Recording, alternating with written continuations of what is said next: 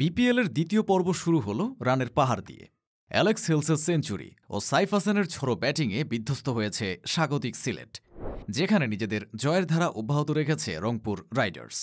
সিলেটকে ৮ উইকেটে হারিয়ে সোহানের দল পেয়েছে টানা ৩ জয়। সব মিলিয়ে তারা এখন টেবিলের শীর্ষস্থানে। সিলেট স্ট্রাইকার্স ও রংপুর রাইডার্সের ম্যাচের আদ্যোপান্ত থাকছে এই ভিডিওতে। সিলেট আন্তর্জাতিক স্টেডিয়ামে বিপিএলের দ্বিতীয় পর্বের প্রথম ম্যাচে রংপুর রাইডার্সের বিপক্ষে টস হেরে আগে ব্যাট করতে নামে সিলেট স্ট্রাইকার্স।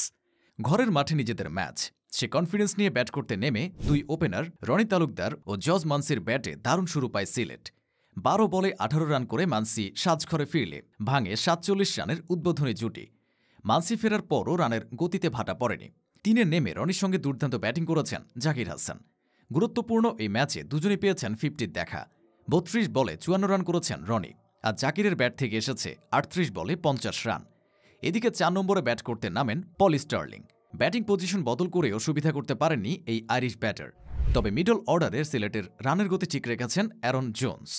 ১-৪ আর ৪ ছক্কায় ১৯ বলে অপরাজিত ৩৮ রান করেছেন তিনি।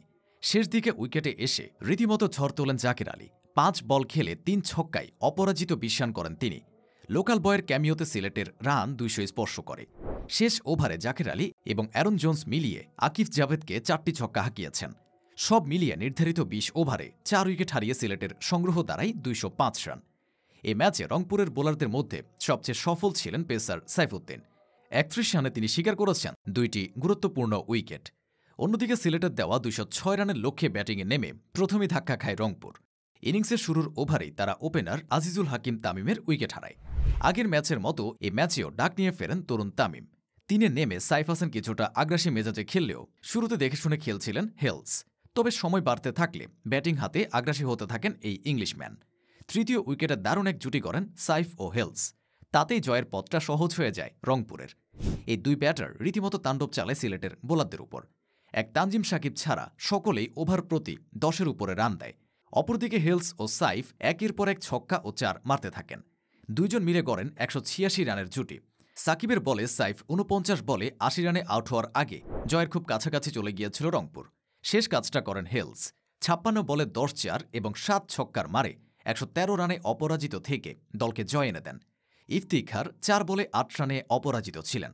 সিলেটের পেসার তানজিম সাকিব ৪ ওভারে ২৩ রানে নেন ২ উইকেট। তবে সব ছাপিয়ে এই ম্যাচের নায়ক বনে গেছেন অ্যালেক্স হেলস। দুর্দান্ত সেঞ্চুরিতে দলকে জেতানোর পাশাপাশি তাই ম্যাচ সেরার পুরস্কারও উঠেছে তার হাতে। সব মিলিয়ে সিলেট পর্বের প্রথম দিনই পয়সা উসুল একটা ম্যাচ দেখেছে দর্শকরা। বাকি ম্যাচগুলোতেও এই উন্মাদনার অপেক্ষায় সবাই।